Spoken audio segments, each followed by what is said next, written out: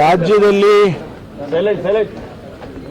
ಈ ಬಾರಿ ಬಹಳ ಭೀಕರವಾದಂಥ ಬರಗಾಲ ಬಂದಿದೆ. ಈಗಾಗಲೇ ಮುಖ್ಯಮಂತ್ರಿಗಳು ಮತ್ತು ನಾನು ಇಡೀ ರಾಜ್ಯದಲ್ಲಿ ಬೆಳಗಾವಿನ ವಿಭಾಗ,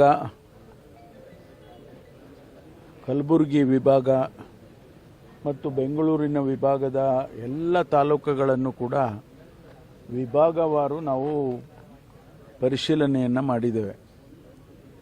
ಎಲ್ಲಿಯೂ ಕೂಡ ಇಡೀ ರಾಜ್ಯದಲ್ಲಿ ಎಲ್ಲಿಯೂ ಕೂಡ ಸಮರ್ಪಕವಾಗಿ ಮಳೆಯಾಗಿ ಬೆಳೆ ಆಗ್ತಾ ಇರ್ತಕ್ಕಂಥ ಸೂಚನೆಗಳು ಎಲ್ಲೂ ಇಲ್ಲ. ಇತ್ತೀಚೆಗೆ ಕಳೆದ ಒಂದು 10-15 ದಿವಸದಿಂದ ಒಂದಿಷ್ಟು ಕರಾವಳಿ ಪ್ರದೇಶದಲ್ಲಿ, ಮಲೆನಾಡು ಪ್ರದೇಶದಲ್ಲಿ ಒಂದಿಷ್ಟು ಮಳೆಯಾಗಿದೆ ಮತ್ತು ಬೇರೆ ಬೇರೆ ಜಿಲ್ಲೆಗಳಲ್ಲಿ ಕೂಡ ಒಂದಿಷ್ಟು ತುಂತುರು ಮಳೆಯಾಗಿದೆ ವಿನಃ ಎಲ್ಲೂ ಕೂಡ ಬೆಳೆ ಆಗ್ತಕ್ಕಂಥ ಲಕ್ಷಣಗಳು ಎಲ್ಲೂ ಇಲ್ಲ. ಇಡೀ ರಾಜ್ಯದಲ್ಲಿ ಒಂದು ರೀತಿ ಭೀಕರವಾದಂಥ ವಾತಾವರಣವನ್ನು ನಾವು ನೋಡ್ತಾ ಇದ್ದೇವೆ. ರೈತ ಭಾಳ ಸಂಕಷ್ಟದಲ್ಲಿದ್ದಾನೆ. ಬೆಳೆ ಸಂಪೂರ್ಣವಾಗಿ ಅವರ ಕೈ ತಪ್ಪು ಹೋಗಿದೆ.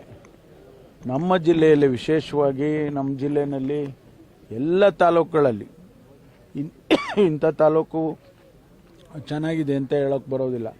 10 ತಾಲೂಕಿನಲ್ಲೂ ಕೂಡ ಇವತ್ತು ಬರವನ್ನು ನಾವು ನೋಡ್ತಾ ಇದ್ದೇವೆ. ರೈತರು ಕಂಗಾಲಾಗಿದ್ದಾರೆ. ಎಷ್ಟರ ಮಟ್ಟಿಗೆ ಅಂದರೆ ಕುಡಿಯೋ ನೀರಿಗೆ ಸಮಸ್ಯೆಗಳು ಆಗ್ತಾ ಇರ್ತಕ್ಕಂಥದ್ದನ್ನು ಕೂಡ ನಾವು ನೋಡ್ತಾ ಇದ್ದೀವಿ. ಇಂಥ ಸಂದರ್ಭದಲ್ಲಿ ಸರ್ಕಾರ ಅವರ ನೆರವಿಗೆ ಹೋಗಬೇಕು ಅಂತಕ್ಕಂಥ ದೃಷ್ಟಿಯಿಂದ ಈಗಾಗಲೇ ಅನೇಕ ಕ್ರಮಗಳನ್ನು ನಾವು ತಗೊಂಡಿದ್ದೇವೆ. ಅದು ಸಾಕಾಗಲ್ಲ, ಸಾಲದು. ಆದರೂ ಕೂಡ ಸರ್ಕಾರ ತಕ್ಷಣ ಏನೊಂದು ರೆಸ್ಪಾನ್ಸ್ ಮಾಡಬೇಕು ಅಂತ ಹೇಳಿ ಈಗಾಗಲೇ ಕುಡಿಯೋ ನೀರಿಗೆ ಪ್ರತಿ ಜಿಲ್ಲೆಗೆ 5 ಕೋಟಿ ರೂಪಾಯಿ ಕೊಟ್ಟಿದ್ದೇವೆ. ಪ್ರತಿ ಕ್ಷೇತ್ರಕ್ಕೆ 1 ಕೋಟಿ ರೂಪಾಯಿ ಕೊಟ್ಟಿದ್ದೇವೆ. ಅಂದರೆ ವಿಧಾನಸಭಾ ಕ್ಷೇತ್ರಕ್ಕೆ ಒಂದಿಷ್ಟು ಸಮಸ್ಯೆಗಳು ಬಂದಂಥ ಸಂದರ್ಭದಲ್ಲಿ ನೀರಿದ್ರೆ ಕೊಡಪ್ಪ, ಅವರಿಗೆ ಪರಿಹಾರ ಕೊಡಬೇಕು, ಅವರಿಗೆ ಸಹಾಯಕ್ಕೆ ನೆರವಾಗಬೇಕು ಅಂತೇಳಿ ಈಗಾಗಲೇ ಮುಖ್ಯಮಂತ್ರಿಗಳು ನಾನು ಸಂಪುಟದಲ್ಲಿ ಚರ್ಚೆ ಮಾಡಿ ಈಗ ಕ್ರಮ ತಗೊಳ್ತಾ ಇದ್ದೀವಿ. ಇಡೀ ರಾಜ್ಯದಲ್ಲಿ ಎಲ್ಲ ಸಚಿವರುಗಳು ಕೂಡ ಅವರು ವೀಕ್ಷಣೆ ಮಾಡಬೇಕು ಮತ್ತು ವರದಿಯನ್ನು ಮುಖ್ಯಮಂತ್ರಿಗಳಿಗೆ ಸಲ್ಲಿಸಬೇಕು ಅಂತ ಈಗಾಗಲೇ ಸೂಚನೆ ಕೊಟ್ಟಿದ್ದಾರೆ.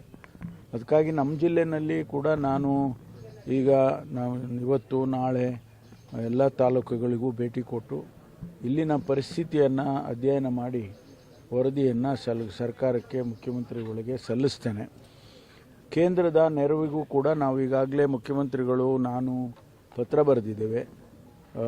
ಪ್ರಧಾನಮಂತ್ರಿಯವರಿಗೆ ಮತ್ತು ಗೃಹ ಸಚಿವರಿಗೆ ನಾನು ಕೂಡ ಪತ್ರ ಬರೆದಿದ್ದೀನಿ. ನಮಗಿನ್ನೂ ಯಾವುದೇ ರೀತಿಯ ಪ್ರತಿಕ್ರಿಯೆ ಬಂದಿಲ್ಲ. ಮುಂದಿನ ದಿನಗಳಲ್ಲಿ ನಾವು ಇಡೀ ರಾಜ್ಯ, ಇಡೀ 240 ತಾಲೂಕು ಕೂಡ ಇವತ್ತು ಆ ಪರಿಸ್ಥಿತಿಯಲ್ಲಿದ್ದಾವೆ. ಆ ಅಧ್ಯಯನ ಮಾಡಿ ನಾವು ಸರ್ಕಾರಕ್ಕೆ, ಕೇಂದ್ರ ಸರ್ಕಾರಕ್ಕೆ ವರದಿಯನ್ನು ಸಲ್ಲಿಸ್ತೇವೆ. ಮತ್ತು ಡಿಕ್ಲೇರ್ ಮಾಡಬೇಕಾದ್ರೆ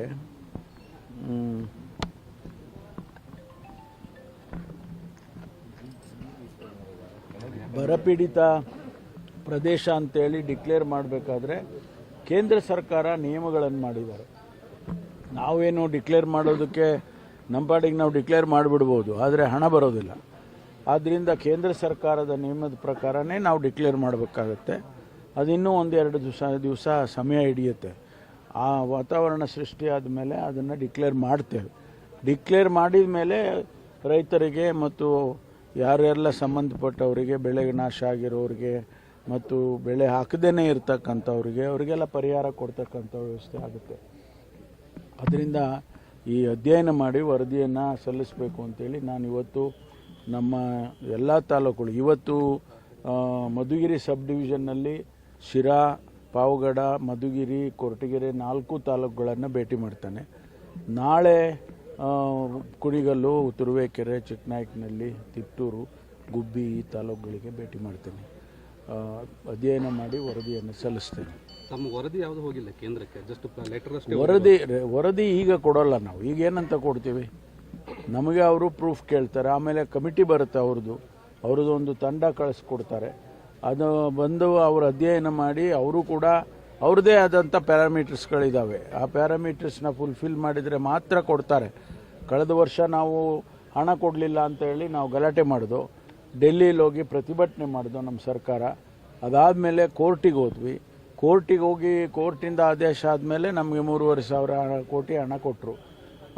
ಅದರಿಂದ ನಾವು ಮಾಡ್ಕೊಳ್ತೀವಿ ಅಂದರೆ ಅವ್ರು ಹಣ ಕೊಡೋದಿಲ್ಲ. ಅದಕ್ಕೋಸ್ಕರ ನಾವು ಕೇಂದ್ರ ಸರ್ಕಾರದ ನಿಯಮಗಳ ಪ್ರಕಾರನೇ ಹೋಗಬೇಕಾಗತ್ತೆ. ಅದಕ್ಕೋಸ್ಕರ ಇದೆಲ್ಲ ಅಧ್ಯಯನ ಮಾಡಿ ಬಹುಶಃ ಈ ತಿಂಗಳ ಕೊನೆ ಅಂತ್ಯದಲ್ಲಿ ನಾವು ವರದಿಯನ್ನು ಸಲ್ಲಿಸ್ತೇವೆ. ಒಂದು ಜಿಲ್ಲೆಗೆ 5 ಕೋಟಿ ಅಂತ ಹೇಳಿದೆ, ಬಟ್ ತುಮಕೂರಲ್ಲಿ 11 ಕ್ಷೇತ್ರ ಏನು ಅಂತ ಎಷ್ಟು ಕೋಟಿ? ಅಲ್ಲ, 5 ಕೋಟಿ ಜಿಲ್ಲೆಗೆ ಕುಡಿಯೋ ನೀರಿಗೆ ಅಷ್ಟೇ. ಜಿಲ್ಲಾಧಿಕಾರಿಗಳ ಜಿಲ್ಲಾ ಪಂಚಾಯಿತಿ ಇವರು CEO ಹತ್ರ ಕೊಟ್ಟಿದ್ದೀವಿ. ಆಮೇಲೆ ಇವರಿಗೆ ಶಾಸಕರಿಗೆ ಒಂದೊಂದು ಅಸೆಂಬ್ಲಿಗೆ 1 ಕೋಟಿ ಅಂದರೆ ನಮಗೆ 11 ಕೋಟಿ ಆಯಿತು. ಅದು ಆಗಲಿಲ್ಲ ಅಂದರೆ DC ಅವ್ರ ಹತ್ರ PD ಅಕೌಂಟಲ್ಲಿ ಹಣ ಇಟ್ಟಿರ್ತೀವಿ. ಅದನ್ನು ಕೂಡ ಎಮರ್ಜೆನ್ಸಿನಲ್ಲಿ ಖರ್ಚು ಮಾಡೋದಕ್ಕೆ ಅವ್ರಿಗೆ ಈಗಾಗಲೇ ಸೂಚನೆ ಕೊಟ್ಟಿದ್ದೀವಿ. ಅದು ಎಮರ್ಜೆನ್ಸಿಗೋಸ್ಕರ ಇಟ್ಟಿರೋದು. 329 ಕೋಟಿ ಇಡೀ ರಾಜ್ಯದಲ್ಲಿ ಎಲ್ಲ ಜಿಲ್ಲಾಧಿಕಾರಿಗಳ ಹತ್ರ ಹಣ ಇಟ್ಟಿದ್ದೇವೆ. ಅದನ್ನು ಅವ್ರಿಗೆ ಎಮರ್ಜೆನ್ಸಿನಲ್ಲಿ ಖರ್ಚು ಮಾಡ್ಕೊಳ್ಳಿ ಅಂತ ಸೂಚನೆ ಕೊಟ್ಟಿದ್ದೀವಿ. ಅದನ್ನು ಅವ್ರು ಮಾಡ್ತಾರೆ. ಫಸಲ್ ಬಿಮಾ ಯೋಜನೆಯಲ್ಲಿ ಕಂತು ಕಟ್ಟಲಿಕ್ಕೆ